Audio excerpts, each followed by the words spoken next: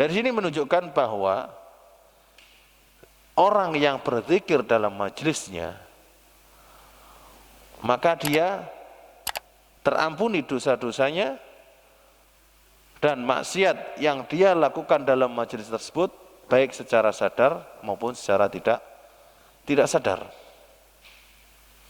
Kenapa? Artinya orang yang berzikir dalam majelisnya, bersolawat kepada Nabi SAW dalam majelisnya, artinya waktunya nggak ada yang sia-sia, waktunya nggak ada yang terbuang. Maka dari itu dia tidak masuk dalam ancaman hadis ini. Wallahu alam. Taib, kita lanjutkan. Wa qala sallallahu alaihi wasallam, ma min qaumin yaqumuna min majlisin la yadhkuruna Allah fihi illa qamu an mithli jifati himarin wa kana lahum hasratan. Rasulullah sallallahu alaihi wasallam bersabda, ma min qaumin, tidak ada satu kaum, yaqumuna min majlisin, berdiri dari satu majelis, la yadhkuruna Allah fihi, tidak berzikir kepada Allah dalam majelis tersebut, illa qamu an mithli jifati himarin, kecuali dia berdiri dari majelis atau seperti bangkai himar. Wa kana lahum hasrah, dan dia adalah atau itu adalah bagi mereka kerugian. Maksudnya apa? Maksudnya bahwa orang yang duduk dalam satu majelis, ini majelis apa saja ya, majelis di rumah, majelis di masjid, majelis di pasar, majelis di tempat kerja, majelis di ladang, majelis di toko, di mana saja majelis. Ini majelis semua majelis umum. Nah, dari hadis ini maksudnya apa? Yaitu bahwa siapa yang berdiri dari satu majelis, artinya pergi dari satu majelis, dan dia tidak berzikir kepada Allah Subhanahu wa taala dalam majelis tersebut, dari mulai dia duduk sampai berdiri, enggak berzikir sama sekali, maka seolah-olah dia berdiri dari apa? Dari majelis bangkai keledai. Jadi di majelisnya seolah-olah apa? Bangkai keledai. Lah bangkai keledai atau bangkai, apa yang didapatkan? Adalah bau busuk. Jadi seolah-olah orang yang duduk di satu majelis lalu tidak berzikir kepada Allah sedikit pun dari awal sampai akhir, maka dia akan mendapatkan apa? Bau busuk dari majelisnya. Karena zikir ini adalah suatu yang thayyib, artinya suatu yang harum. Zikir adalah suatu yang harum. Dengan keharuman tersebut apa? Menghilangkan bau busuk tersebut. Dan selain bau busuk juga merupakan apa? Penyesalan dan kerugian nanti di akhirat. Seperti yang saya jelaskan pada hadis di atasnya, bahwa orang yang menggunakan waktunya tidak untuk kebaikan atau tidak ada manfaatnya bagi dia maupun orang lain, dia telah menyia-nyiakan waktunya. Dan orang yang menyia-nyiakan waktunya pasti akan menyesal dan merugi. Dari situ berzikir kepada Allah dalam setiap majelis memiliki keutamaan yang luar biasa.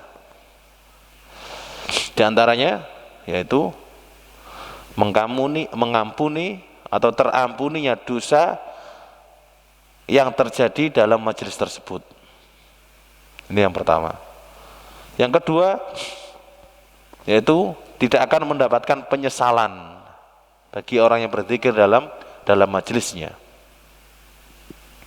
Yang ketiga, waktu atau bagian dari hidup dia nggak ada yang kurang. Karena apa? Orang yang tadi waktunya atau hidupnya tidak dia gunakan untuk kemanfaatan dia sendiri ataupun orang lain, hidupnya ada yang kurang. Nah, sedangkan dengan zikir tersebut maka waktunya tidak ada yang kurang atau dirinya tidak ada yang kurang ataupun sia-sia. Keutamaan yang lain yaitu diampuninya dosa. Tadi sudah disebutkan diampuninya dosa bagi orang yang berzikir di setiap majelis. Taib. Ayyuhal ikhwah wal akhwat rahimani wa rahimakumullah. Itu adalah beberapa fadilah dan keutamaan berzikir di setiap majelis. Taib. Setelah menyebutkan keutamaan-keutamaan berzikir, al-muallif rahimahullahu taala itu menyebutkan tentang zikir-zikir mulai bangun tidur sampai tidur lagi. Jadi beliau rahimahullahu taala memulai apa?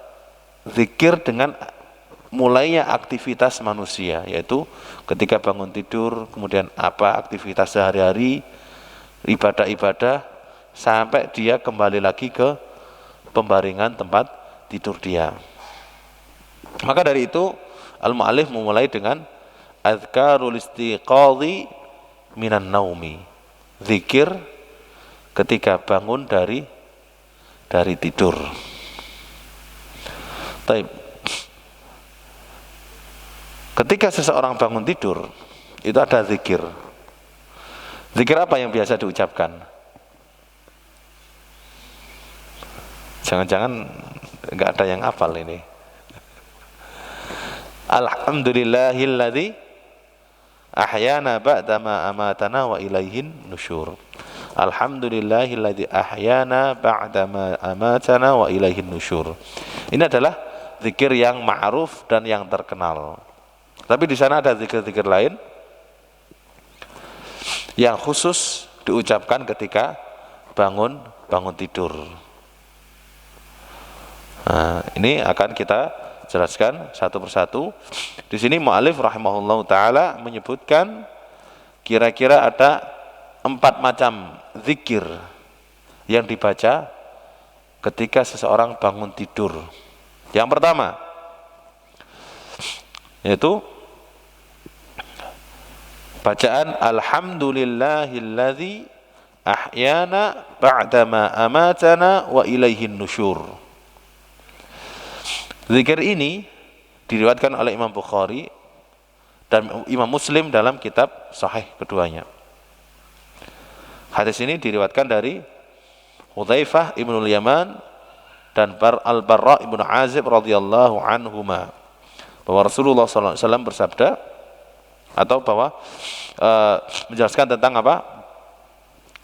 Zikir setelah bangun tidur, yaitu alhamdulillahilladzi ahyana ba'dama amatana wa ilaihin nusyur. Coba ditirukan ya, yang belum hafal khususnya adik-adik ya. Alhamdulillahilladzi ahyana ba'dama amatana wa ilaihin nusyur.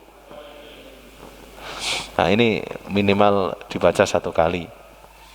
Ya, ini dibaca setiap bangun tidur malam hari. Nah, diingat-ingat. Kalau enggak ingat, ini sekarang kan ada HP. HP-nya ditulis. Mau bangun jam berapa? Jam 3 malam. Bunyi alarmnya, sekaligus ada pesan singkat. Pesan singkatnya dibuka apa? Oh, zikir dibaca. Dan alhamdulillah sekarang wasilah untuk melakukan kebaikan itu sangat mudah. Apalagi sekarang HP Android itu bisa disetting untuk mengingatkan, membangunkan tidur dengan alarm, dan alarm itu bisa disetting disertai dengan apa? Pesan singkat. Nah, pesan singkatnya ditulis zikir bangun tidur. Itu paling mudah. Ini demikian juga sebagai orang tua, ini mengajari anak-anak untuk apa? Mengucapkan zikir tersebut ketika membangunkan mereka. Ya, bapak-bapak atau ibu-ibu khususnya ketika membangunkan putra-putrinya pagi hari, nak bangun. Ketika anaknya sudah membuka mata, ditalkin, didikte, dibacakan zikir tersebut supaya apa? Supaya ditirukan. Bi'inillahi ta'ala, dengan seringnya kita melakukan, putra-putri kita setiap kita bangunkan otomatis akan apa? Mengucapkan dengan sendirinya, tanpa kita tuntun lagi. Dan kalau sudah terbiasa dengan hal tersebut, maka setiap dia bangun akan apa? Membaca zikir tersebut. Dan ini perlu kita ajarkan kepada putra putri kita. Taib, mengenai penjelasan dan makna dari zikir bangun tidur ini, yaitu alhamdu, segala puji, lillahi, milik Allah, alladzi ahyana, yang telah menghidupkan kami, ba'dama amatana, setelah mematikan kami, wa ilaihin nusyur, dan kepadanyalah tempat kembali atau tempat berkumpul. Maksudnya apa dari zikir ini? Adalah segala puji-pujian, semua jenis-jenis pujian dengan berbagai lisan dan bahasa, itu hanyalah milik Allah Subhanahu wa ta'ala. Allah ta'ala terpuji karena sifat-sifat mulia dan sempurna yang dia miliki. Allah ta'ala terpuji karena pemberian dan anugerah yang diberikan kepada kita secara khusus dan kepada semua makhluknya secara umum. Allah terpuji perbuatannya yang selalu membawa kebaikan dan hikmah yang tinggi. Apa yang Allah lakukan itu apa? Membawa hikmah, penuh dengan hikmah. Makanya Allah Subhanahu wa ta'ala berhak untuk mendapatkan pujian, bahkan semua pujian adalah milik Allah Subhanahu wa ta'ala, karena tiga hal tersebut, yaitu karena sifat-sifat Allah yang sempurna, karena perbuatan Allah Subhanahu wa ta'ala yang penuh dengan hikmah, karena anugerah keutamaan yang selalu Allah berikan kepada kita. Ketika kita melihat seseorang memiliki sifat yang bagus, maka orang lain akan memuji dia. Ketika seseorang memiliki perilaku yang baik, orang lain akan memuji dia. Ketika seseorang suka menolong dan membantu orang lain, pun mendapat pujian dari orang lain. Dan Allah Subhanahu wa ta'ala maha sempurna dari hal-hal tersebut. Maha sempurna dalam sifatnya, maha sempurna dalam perbuatannya, maha sempurna dalam anugerah dan pemberiannya. Makanya segala puji adalah milik Allah Subhanahu wa ta'ala dengan berbagai lisan dan berbagai bahasa. Dan segala puji yang dilakukan oleh semua makhluk, semuanya adalah milik Allah Subhanahu wa ta'ala. Allah SAW alladzi ahyana, yang telah menghidupkan kami, ba'dama amatana, setelah mematikan kami. Maksudnya apa? Bahwa Allah Subhanahu wa ta'ala itu mematikan kita ketika kita tidur, sebagaimana dalam firman-Nya, Allahu yatawaffal anfusa hina mautiha wallati lam tamut fi manamiha fayumsikul lati qada 'alaiha al-mauta wa yursilul ukhra ila ajalin musamma inna fi dzalika laayatin liqaumin yatafakkarun. Sesungguhnya Allah Ta'ala mewafatkan jiwa-jiwa ketika meninggal dunia, ketika mati. Dan jiwa yang belum mati dalam tidurnya, Allah menggenggam ruhnya ketika tidur tersebut dan melepasnya ketika apa? Ketika bangun, sampai waktu-waktu tertentu. Maksudnya apa? Bahwa tidur itu adalah bagian daripada mati, meskipun tidak 100% mati. Karena apa? Ketika tidur, indera seseorang itu apa? Hilang. Semua indera seseorang hilang. Dari mulai indera perasa atau penglihatan, pendengaran, penciuman, rasa, raba, semuanya hilang. Mungkin ada sebagian yang gak hilang sama sekali, tapi masih ada tersisa, seperti pendengaran. Kadang orang tidur tapi masih dengar percakapan orang yang di sebelahnya. Nah, tapi dia inderanya apa? Berkurang, tidak sejelas ketika dia bangun. Demikian juga orang yang mati. Orang yang mati itu apa? Semua inderanya hilang, bahkan hilang secara total. Makanya orang yang tidur itu apa? Sama dengan orang yang mati. Bedanya, orang yang mati Allah genggam nyawanya dan tidak dikembalikan lagi. Sedangkan orang yang tidur digenggam nyawanya, dipegang oleh Allah nyawanya, ketika bangun dikembalikan lagi.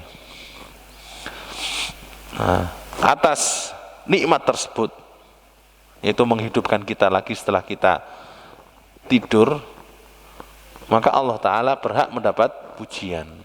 Ya. Kalau Allah Ta'ala tidak mengembalikan ruh yang Allah pegang ketika kita tidur, mungkin kita akan tidur sampai hari kiamat. Apa artinya tidur sampai hari kiamat?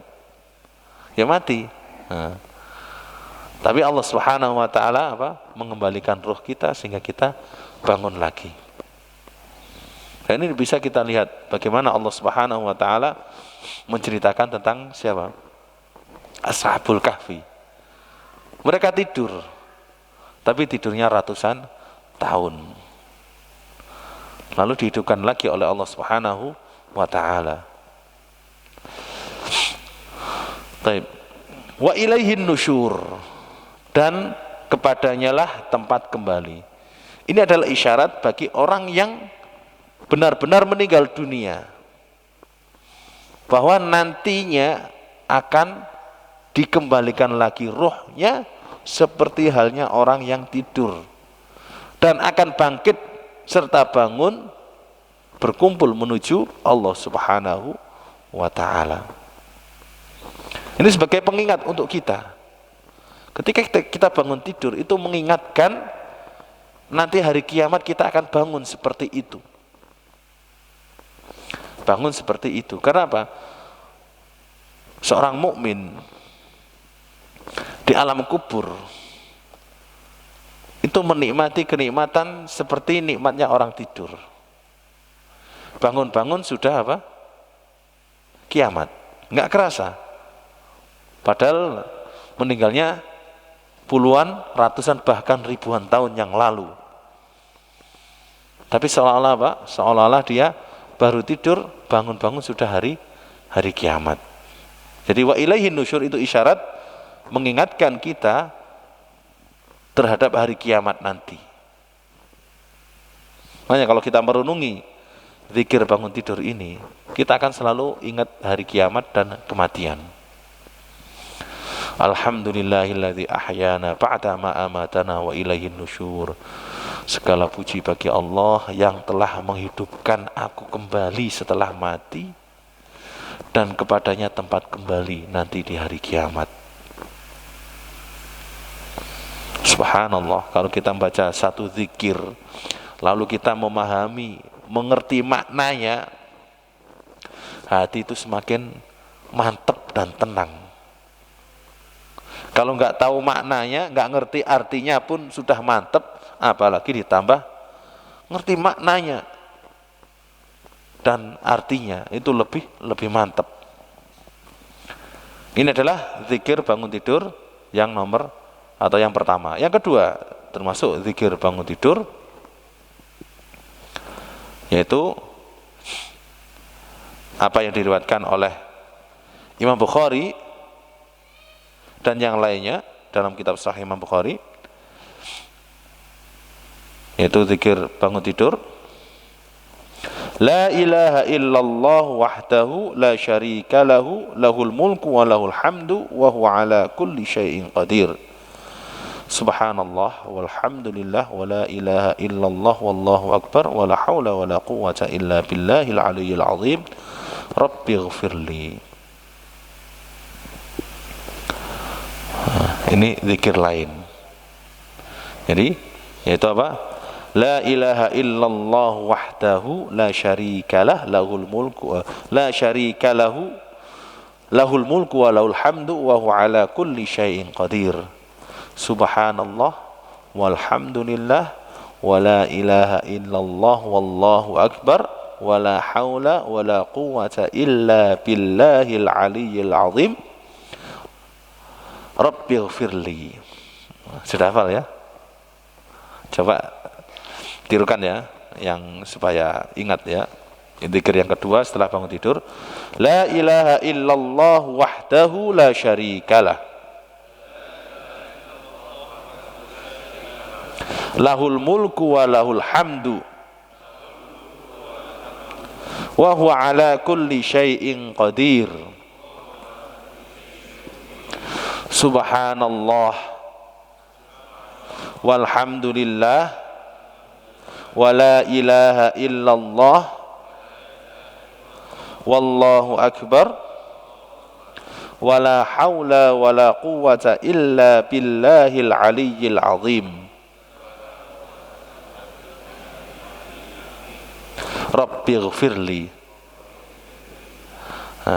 Ini zikir umum biasa kita ucapkan ya. Yang penggalan pertama, la ilaha illallah wahdahu la syarikalah lahul mulku wa lahul hamdu wa huwa ala kulli syai'in qadir. Ini biasa kita ucapkan ketika selesai salat fardu. Ini juga termasuk zikir bangun tidur. Kemudian al-baqiyatus sholihah. Apa al-baqiyatus sholihah?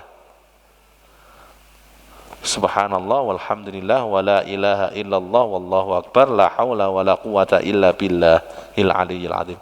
5 kalimat al-baqiyatus sholihat.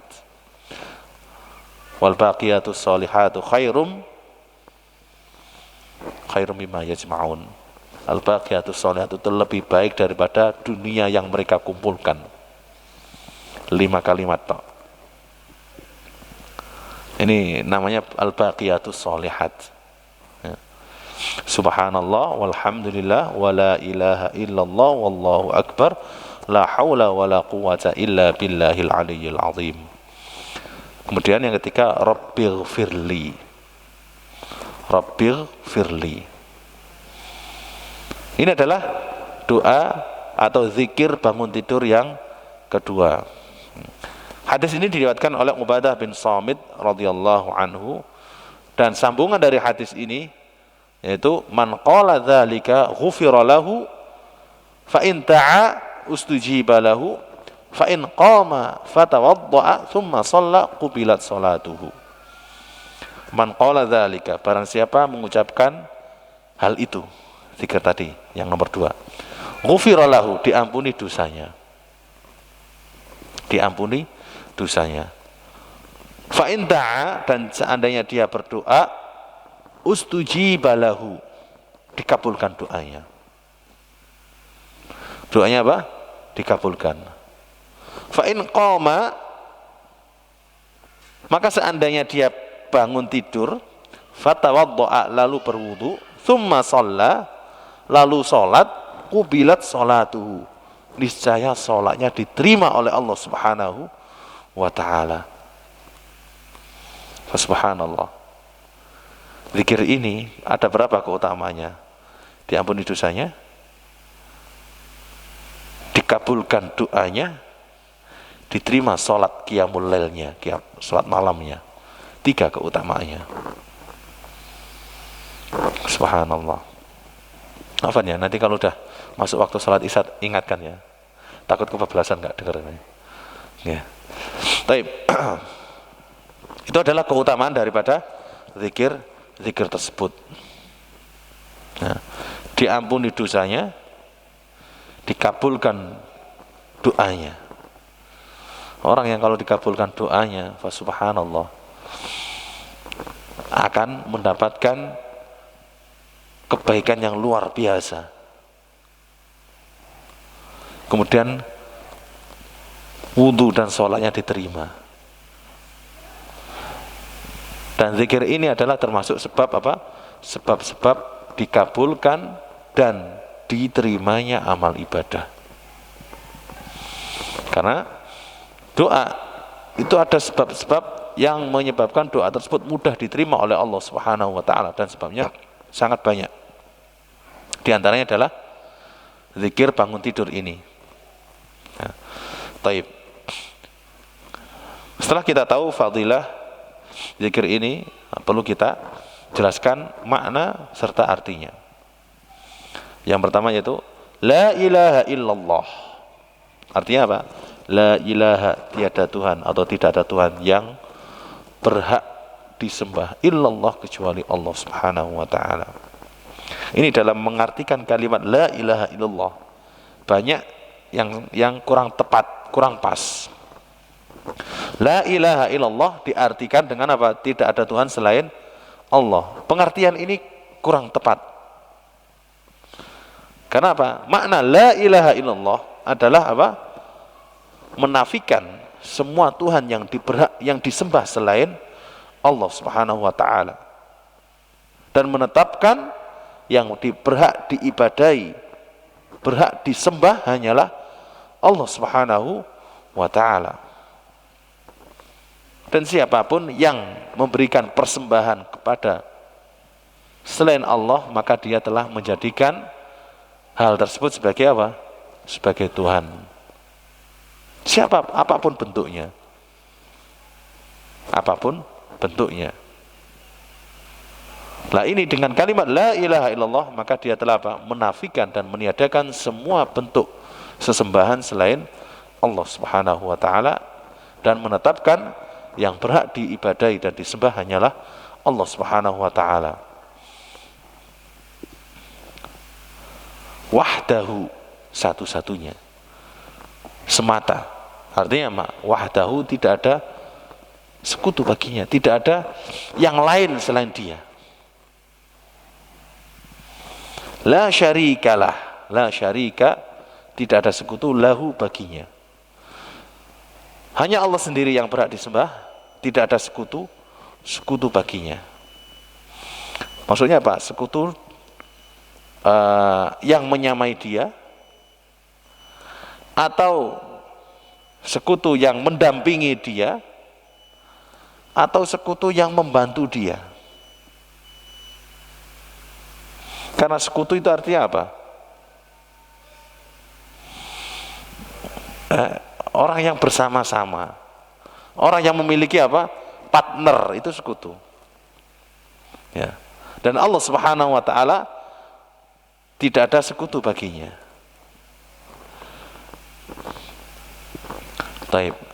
Ini karena sudah masuk waktu, muadzin, ana persilakan untuk azan. Setelah azan insyaallah kita lanjut. Ayyuhal ikhwah wal akhwat rahimani wa rahimakumullah, kita lanjutkan. Qala sallallahu alaihi wasallam, lahul mulku wa lahul hamdu. Lahu, miliknya, baginya, bagi Allah Subhanahu wa taala, al mulku, kekuasaan, kerajaan. Al mulku artinya kerajaan dan kekuasaan. Kerajaan dan kekuasaan ini mencakup seluruhnya, bahwa Allah Subhanahu wa taala memiliki sekaligus menguasainya serta mengaturnya. Itu adalah kerajaan. Walaul hamdu, dan baginya segala pujian. Tidak ada satupun yang terlepas dari kekuasaan serta kerajaan Allah Subhanahu wa taala. Tidak ada puja-pujian kecuali milik Allah Subhanahu wa ta'ala. Mengenai pujian tadi sudah hanya jelaskan dalam zikir yang pertama, alhamdulillahil, yaitu segala puji bagi Allah, tidak perlu diulang lagi. Tentang mengenai kerajaan Allah Subhanahu wa ta'ala, bahwa Allah itu menguasai, memiliki dan mengatur, dan itu adalah sifat seorang raja, serta memutuskan, menetapkan satu keputusan. Kenapa? Raja itu memiliki semua yang ada di bawahnya, kemudian menguasai apapun yang ada di bawahnya, kemudian mengatur semua yang ada di bawahnya, kemudian menetapkan dan memutuskan. Itu raja, ya, itu raja. Dan kerajaan Allah Subhanahu wa ta'ala tidak terbatas, beda dengan kerajaan manusia. Manusia mungkin menjadi seorang raja, dia memiliki semua yang ada di negaranya, yang dia inginkan pasti menjadi miliknya. Dia menguasai negara yang dia menjadi rajanya, dan dia menetapkan dan memutuskan apa yang ada di kerajaannya. Tapi itu semuanya terbatas. Beda dengan kekuasaan dan kerajaan Allah Subhanahu wa ta'ala yang mutlak tanpa ada batas. Makanya dinyatakan lahul mulku, miliknya semua kekuasaan dan kerajaan. Taib. Wa huwa ala kulli syai'in qadir. Wa huwa, dan dia Allah, ala kulli syai'in, atas segala sesuatu, qadirun, maha kuasa. Qadir termasuk Asmaul Husna, nama daripada nama-nama Allah Subhanahu wa ta'ala, yang artinya adalah maha kuasa, la yu'jizuhu syai'. Tidak ada satu hal pun yang melemahkannya. Tidak ada satu pun hal yang Allah tidak mampu melakukannya. Ini makna daripada Al-Qadir. Kuasa terhadap segala sesuatu dan tidak ada satu pun yang melemahkannya, membuatnya tidak mampu, tidak ada. La yu'jizuhu syai'. Subhanallah. Subhanallah artinya maha suci Allah. Subhana artinya maha suci Allah. Nah, di sini maksudnya apa? Bahwa Allah Subhanahu wa ta'ala suci, bersih dari segala sifat kurang, dari segala sifat negatif, dari segala sifat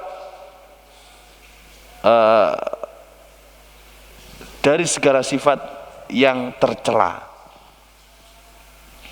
Allah Ta'ala maha suci, bersih dari segala sifat kurang, dari segala sifat negatif, dari segala sifat tercela. Karena sifat Allah adalah sempurna, tidak ada kekurangannya sedikit pun. Allah maha mengetahui dan ilmu Allah sempurna. Beda dengan manusia. Manusia mengetahui tapi pengetahuan manusia kurang dan sangat kurang. Allah Ta'ala maha melihat, dan penglihatan Allah Subhanahu wa ta'ala meliputi segala sesuatu. Tidak ada satupun yang terlepas dari penglihatan Allah Subhanahu wa ta'ala. Dan sifat-sifat yang lainnya, semuanya sifat Allah Subhanahu wa ta'ala sempurna, tidak ada kurangnya sedikit pun. Allah Ta'ala suci, bersih dari segala macam sekutu, seperti istri, anak, ataupun pendamping, atau orang tua. Makanya dalam surat Al-Ikhlas Allah Ta'ala berfirman, Qul huwallahu ahad, lam yalid walam yulad, tidak melahirkan dan tidak dilahirkan. Ini makna subhana, maha suci. Allah bersih dari hal itu semuanya. Subhana, Allah Maha Suci dalam perbuatannya. Tidak ada satupun perbuatan Allah Subhanahu wa ta'ala yang sia-sia. Tidak ada satupun perbuatan Allah Subhanahu wa ta'ala yang tidak mengandung hikmah. Semua yang Allah perbuat dari ciptaan dan kejadian penuh dengan hikmah. Kita lihat gunung yang ada di sebelah kita, air yang mengalir di bawah kita, ini semuanya adalah ciptaan siapa? Allah Subhanahu wa ta'ala yang penuh dengan hikmah, tidak sia-sia. Gunung sebelah kita ini nggak akan sia-sia. Air yang mengalir di bawah kita ini nggak ada satupun yang sia-sia. Kenapa? Perbuatan Allah Subhanahu wa ta'ala suci, bersih dari segala macam kesia-siaan atau segala macam permainan. Karena Allah Subhanahu wa ta'ala tidak main-main dalam menciptakan segala sesuatu. Ini mana daripada subhanallah. Jadi mana subhanallah, mensucikan Allah Subhanahu wa ta'ala dari sifat-sifat kurang, mensucikan Allah Subhanahu wa ta'ala dari segala macam sekutu, mensucikan Allah Subhanahu wa ta'ala dalam perbuatannya dari hal-hal yang sia-sia. Taib. Walhamdulillah, dan segala puji bagi Allah, dan ini sudah kita jelaskan maknanya.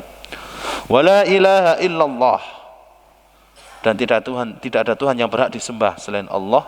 Ini sudah kita jelaskan maknanya. Wallahu akbar, dan Allah maha besar. Bahwa Allah Subhanahu wa ta'ala maha besar, lebih besar dari segala sesuatu.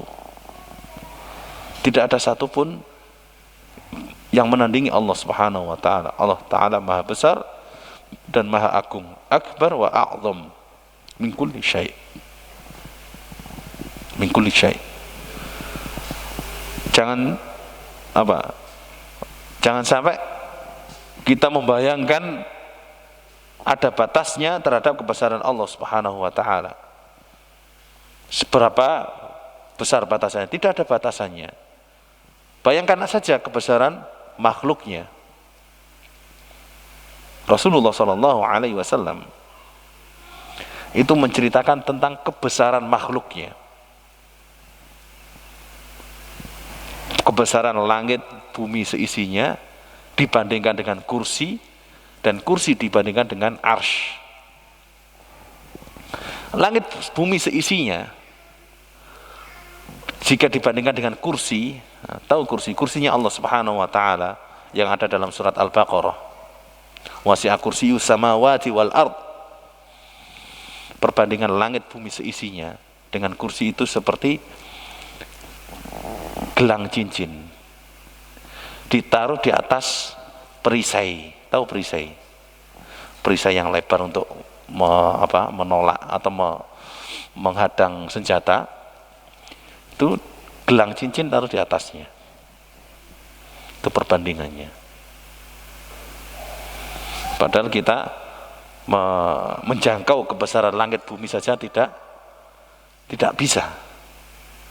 Kemudian perbandingan antara kursi dengan arsy itu seperti gelang cincin dilempar di padang pasir. Itu baru kebesaran makhluknya. Dan Allah Subhanahu wa ta'ala maha besar, lebih besar, maha agung, lebih agung dari semuanya. Fa Allahu akbar. Taib. Kita lanjutkan. Ini sampai jam berapa ini komat ini? Saya bunyi. Ini tinggal 1-2 kalimat. Wala haula, dan tidak ada daya, wala quwata, dan kekuatan.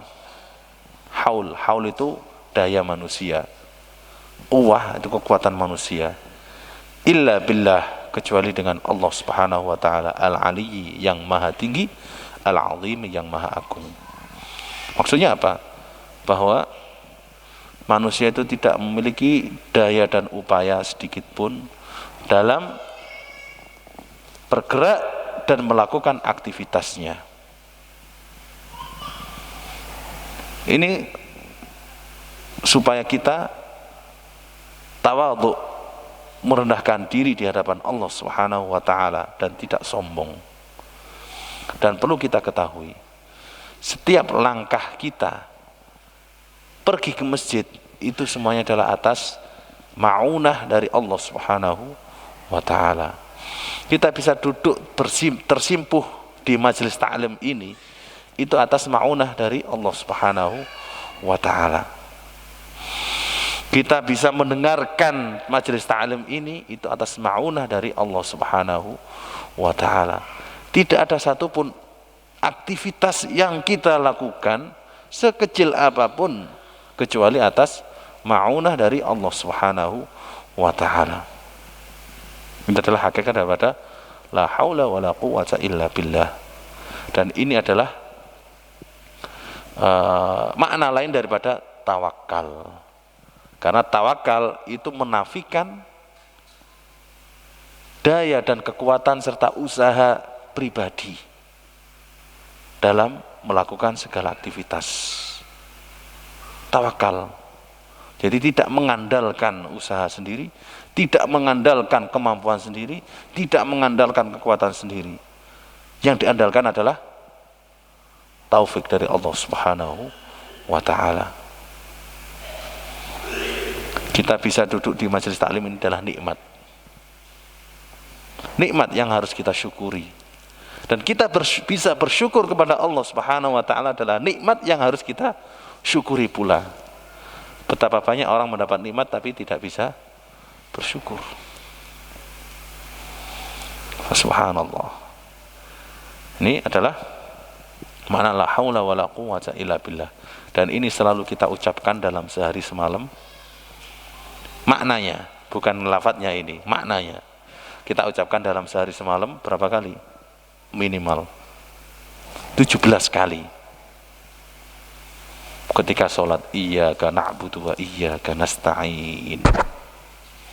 Hanya kepadamulah aku beribadah dan hanya kepadamulah aku meminta pertolongan. Al-Aliyyil Azim, Al-Ali termasuk Asmaul Husna, Al-Azim termasuk Asmaul Husna, Al-Ali artinya maha tinggi, bahwa Allah tinggi di atas semua makhluknya, di atas arsy, di atas semua makhluknya, di atas langit. Allah maha tinggi kekuasaannya, bahwa kekuasaannya Allah Ta'ala di atas segala sesuatu. Allah maha tinggi dalam kedudukan atau manzilahnya atau makanahnya atau kedudukannya. Jadi ada ulul makan wa ulul qahr wa ulul asyan. Al-Azim maha agung, dan ini sudah jelaskan tadi dalam Allahu Akbar. Kemudian kalimat yang terakhir Rabbighfirli, artinya Rabbi ya Allah, ya Tuhanku yang telah merawatku. Rabbi artinya apa? Yang memelihara, zat yang memelihara. Rabbi artinya apa? Tuhanku yang telah memeliharaku.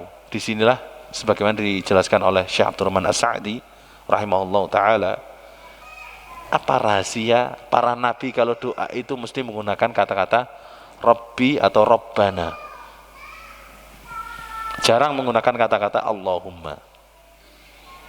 Nabi Ibrahim mengatakan apa? Rabbana hablana min azwajina wa dzurriyyatina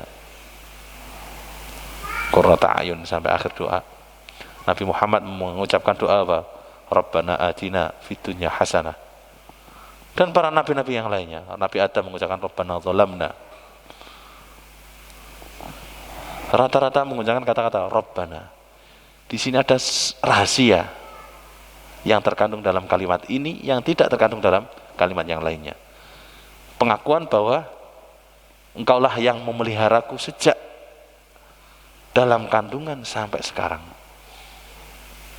Semua apa yang aku dapatkan itu adalah dari Engkau. Jadi pengakuan atas anugerah dan kenikmatan Allah Subhanahu wa taala. Untuk menambah anugerah lagi berupa apa? Ighfirli. Ampunilah dosa-dosaku. Ini makna daripada zikir tersebut. Dan perhatikan, zikir ini permintaannya cuma satu, ighfirli, ampunilah dosaku. Tapi sebelum meminta ampunan didahului dengan apa? Puja-puji kepada Allah Subhanahu wa taala. Kemudian pengagungan, pensucian kepada Allah Subhanahu wa taala. Pengakuan atas kekuasaan dan kekuatan serta kerajaan Allah Subhanahu wa taala, dan pengakuan atas apa? Lemahnya diri kita. Subhanallah. Makanya apa? Rasulullah mengatakan, man qala dzalika ghufiralah. Siapa yang mengucapkan hal itu, dia akan diampuni. Kalau ada orang pengemis, ya, ini anak ibaratkan aja, pengemis minta-minta, sebelum dia minta itu muji-muji orang yang diminta. Engkau adalah orang yang dermawan, gini-gini, dipuji. Kemudian apa? Dipuji tentang apa, akhlaknya, dipuji tentang suka membantu dan semacamnya. Kemudian dia menyebutkan apa? Menyebutkan lemahnya dia, kebutuhan dia, akhirnya orang miskin, butuh dan semacamnya. Kemudian akhirnya apa? Ditutup dengan, tolonglah bantu saya sedikit. Kira-kira dikasih enggak? Dikasih biasanya, insya Allah dikasih. Tapi kalau orang minta duitnya dong, nah ini, siapa kamu minta duitnya? Enggak mungkin. Pokoknya meminta kepada Allah Subhanahu wa taala, salah satu adabnya adalah memuji kepada Allah Subhanahu wa taala, mengagungkan dan mensucikan Allah Subhanahu wa taala, serta menyebutkan lemah serta butuhnya kita kepada Allah Subhanahu wa taala. Taib, ayyuhal ikhwah wal akhwat rahimani wa rahimakumullah. Itu adalah doa atau zikir yang kedua ketika bangun tidur. Ya, anak ulang lagi zikir tersebut. La ilaha illallah wahdahu la syarikalah, lahul mulku wa lahul hamdu wa huwa ala kulli syai'in qadir. Subhanallah walhamdulillah wa la ilaha illallah wallahu akbar wa la hawla wa la quwwata illa billahil aliyyil azim. Rabbighfirli. Semoga Allah memberikan taufik kepada kita sehingga kita selalu mengingat dan membaca zikir tersebut ketika bangun tidur. Nas'alullah ta'ala bi asma'il husna wa sifatil ulia an yuwaffiqana lima yuhibbu wa yardah. Allahumma waffiqna lima tuhibbu wa tardah. Wa sallallahu ala nabiyyina Muhammad wa ala alihi wa sahbihi wa sallam. Wa akhiru ta'wana anil hamdulillahi rabbil alamin. Wassalamualaikum warahmatullahi wabarakatuh.